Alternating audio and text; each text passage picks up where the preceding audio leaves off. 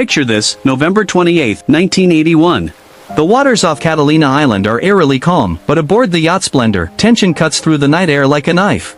Natalie Wood, Hollywood's beloved star of West Side Story and Rebel Without a Cause, is about to face her final hours in circumstances that would puzzle investigators for decades to come.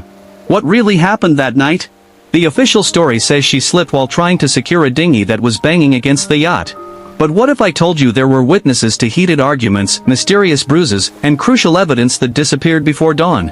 Stay with me, because what you're about to discover will change everything you thought you knew about one of Hollywood's most tragic mysteries.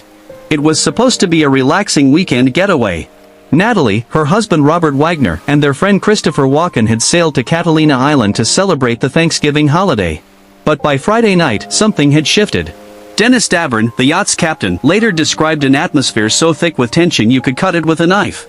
The trouble started at Doug's Harbor Reef restaurant. Natalie, radiant in a red down jacket, seemed nervous, constantly glancing between her husband and Walken.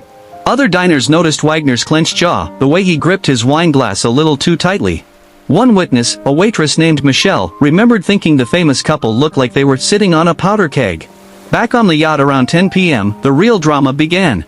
Captain Davern, who had served the Wagner family for years, witnessed something that would haunt him forever. Through the thin cabin walls, he heard voices rising in anger. Wagner was shouting about Natalie's career, about choices she was making. Then came Walken's voice, trying to mediate, followed by the sound of something shattering. Here's where the story takes a darker turn. Davern later revealed, decades after the incident, that he saw Wagner grab Natalie by the shoulders. Her eyes were wide with fear, something the captain had never witnessed before in all his years working for them. She was wearing that same red jacket, but now it seemed to symbolize danger rather than warmth. Imagine discovering this just weeks after what should have been a celebration. What would you do if you witnessed something that challenged everything the world believed about America's sweethearts? The argument escalated around 11 p.m. Natalie, desperate to escape the tension, announced she was going to bed. But here's what the investigators never fully explored. The yacht's dinghy, named Prince Valiant after one of Natalie's films, had been secured properly earlier that evening. Davern had checked it himself, as he did every night. Yet somehow, by midnight, it was allegedly banging against the hull. Wagner claimed he last saw his wife around 11 p.m. when she went to her stateroom. But Davern's account tells a different story. He saw Natalie on deck around 11:45 p.m., still in that red jacket, looking out at the dark water. She seemed to be waiting for something, or someone. The captain noticed her hands were shaking, not from the cold, but from something else entirely. The sound of splintering would pierce the night air around midnight. When Wagner emerged from his cabin, he seemed strangely calm for a man whose wife had just disappeared.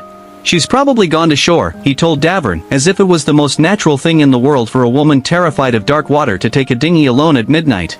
But here's the detail that changes everything. Natalie Wood had a lifelong, paralyzing fear of water. This wasn't just nervousness, it was genuine terror that stemmed from a childhood incident. Her mother had told her that she would die in dark water, and Natalie believed it so deeply that she rarely even took baths. The idea that she would voluntarily get into a dinghy at night was not just unlikely, it was virtually impossible. You'll soon discover why the delayed search makes this story even more suspicious. Instead of immediately calling for help, Wagner waited 4 crucial hours. 4 hours while Natalie could have been saved. During this time, he called his lawyer and his publicist before he called the Coast Guard. What kind of husband prioritizes damage control over his wife's life? When rescue teams finally found Natalie's body the next morning, she was floating face down about a mile from the yacht, still wearing that red down jacket.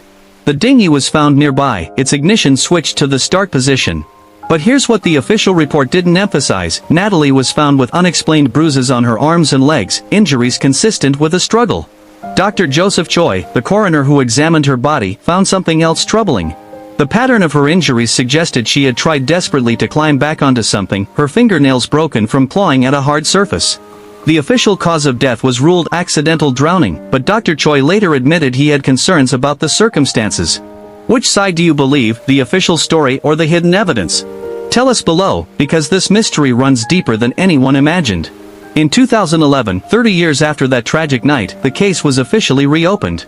New witnesses came forward, including restaurant staff who heard the arguments continuing even after the group left Doug's Harbor Reef. Captain Davern finally broke his silence completely, revealing details he had kept buried for decades out of loyalty and fear. The most chilling revelation came from forensic experts who re-examined the evidence.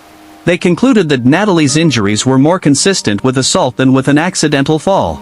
The bruises on her wrists suggested someone had grabbed her forcefully. The timeline of events, they argued, didn't match Wagner's account. Today, the case remains officially unsolved, but Robert Wagner has been named a person of interest. He has never agreed to be re-interviewed by police. Christopher Walken, who was questioned extensively in 1981, has maintained his silence about the details of that night, saying only that it was a terrible accident. As we remember Natalie Wood, let's not forget that behind Hollywood's golden facade, real people faced real struggles. Her final night reveals a woman trapped not just by dark water, but by circumstances that may have been far more sinister than the world was ready to accept. I leave you with the song Natalie loved to listen to, somewhere from West Side Story. See you in the next video.